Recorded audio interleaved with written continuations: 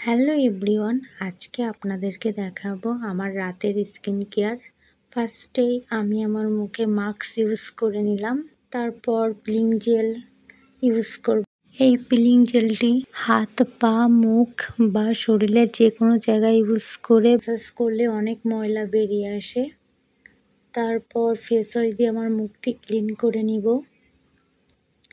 ফার্স্টেই আমি আমার মুখে গোলাপ জল ইউজ করে নিব,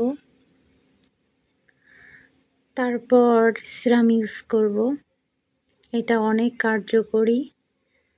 তারপর ময়শ্চারাইজার ক্রিম ইউজ করে নেব মুখে। সাধারণত সিরাম ইউজ করার পর এটা অবশ্যই ইউজ করতে হয়। আমি সব কাজে অলসতা করলেও আমি আমার স্কিন কেয়ারের ব্যাপারে কখনোই অলসতা করি না। এটা অনেক যত্ন সহকারে এবং সময় নিয়ে এটি করে থাকি। তারপর আরও একটি ময়শ্চারাইজার ক্রিম ইউজ করে নিব।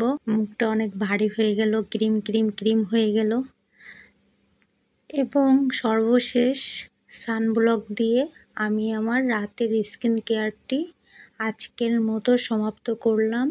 সবাই ভালো থাকবেন, সুস্থ থাকবেন। ভিডিওটি ভালো লাগলে সবাই লাইক, কমেন্ট, শেয়ার করবেন।